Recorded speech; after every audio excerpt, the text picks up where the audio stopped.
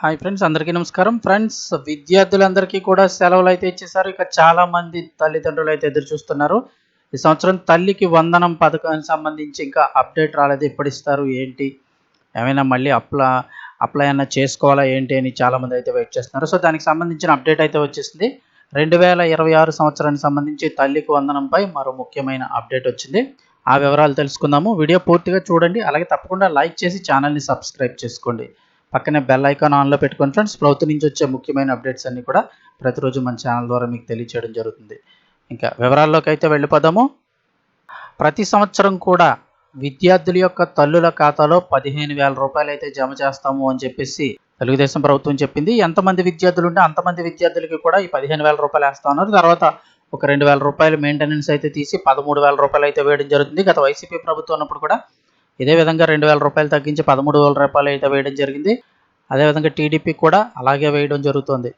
కాకపోతే ఇంట్లో ఎంతమంది పిల్లలు ఉంటే అంతమందికి కూడా ఈ 13,000 రూపాయలు అయితే ఇస్తున్నారు. సో ఇక 2026 ఏపీలో తల్లికి వందనంపై కీలకమైన అప్డేట్ వచ్చింది. ఆంధ్రప్రదేశ్లో పాఠశాలలకు వెళ్లే పేద విద్యార్థులకు ప్రభుత్వం అందిస్తున్న తల్లికి వందనం పథకంలో భాగంగా ఈ ఏడాది కూడా డబ్బులు జమ చేసేందుకు ఏర్పాట్లు జరుగుతున్నాయి.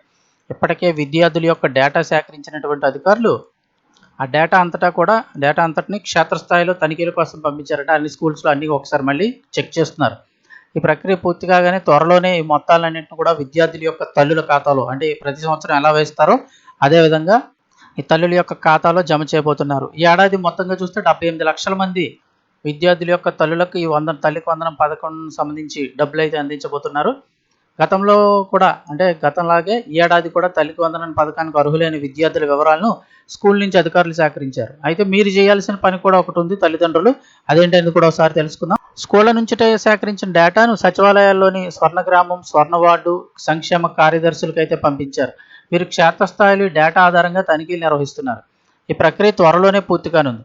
ఇప్పటికే 78 లక్షల మంది విద్యార్థులు తల్లికి వందనానికి పథకానికి అర్హులుగా నిర్ణయించినట్లు తెలుస్తుంది. వీరి వివరాలన్నీ మరొకసారి తనిఖీ చేసి ఎవరైనా అనర్హులు ఉంటే కనుక తొలగిస్తామని చెప్తున్నారు. గత ఏడాది ఈ తల్లికి వందనం పథకం కింద ఆంధ్రప్రదేశ్ ప్రభుత్వం 8,711 కోట్లు విద్యార్థుల యొక్క ఖాతాల్లో జమ చేసింది. ఈ ఏడాది కూడా ఇంత భారీ మొత్తాన్ని విద్యార్థులకు పంపిణీ చేసేందుకు ఏర్పాట్లు చేస్తున్నారు. అయితే విద్యార్థుల తల్లిదండ్రులు మీరు చేయాల్సిన పని ఏంటి అంటే కనుక మీ యొక్క బ్యాంకు ఖాతాలకు ఆధార్ లింక్ అయిందా లేదా ఒకసారి చెక్ చేసుకోండి. ఏవైనా మధ్యలో వాడకుండా అకౌంట్లు పక్కన పెట్టేస్తే అకౌంట్లు మైనస్లోకి వెళ్ళిపోవడం, లేదంటే కనుక ఇన్యాక్టివ్లోకి వెళ్ళడం ఏమన్నా ఉన్నట్లయితే ఒకసారి చెక్ చేసుకోండి. ఆధార్ కార్డు లింక్ అయిందా లేదో చూసుకోండి. అలాగే మీ బ్యాంక్ అకౌంట్కి ఎన్పిసిఐ అంటే ఆన్లైన్ ద్వారా అమౌంట్ పడే ఆప్షన్ ఎన్పిసిఐ లింక్ అయిందా లేదా చెక్ చేసుకోండి. లేదంటే మీ బ్యాంక్ని సంప్రదిస్తే ఎన్పిసిఐ లింక్ చేస్తారు. ఇవన్నీ క్లియర్గా ఉండడం ద్వారా విద్యార్థి యొక్క ఆధార్ కార్డు, వాళ్ళకి మీ ఆధార్ కార్డుకి ఫోన్ నెంబర్ లింక్ అవ్వాలి, బ్యాంక్ అకౌంట్కి కూడా ఫోన్ నెంబర్ లింక్ అవ్వాలి.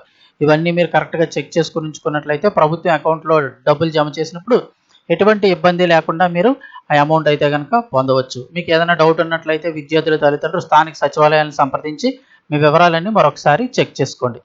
దీనికి సంబంధించి మరి ఏదైనా అప్డేట్ వచ్చినట్లయితే ఇమీడియట్గా మన ఛానల్ ద్వారా మీకు వెంటనే తెలియజేస్తాను. ఇన్ఫర్మేషన్ వస్తే తప్పకుండా లైక్ చేయండి. మరిన్ని అప్డేట్స్ కోసం ఛానల్ని సబ్స్క్రైబ్ చేసుకోండి.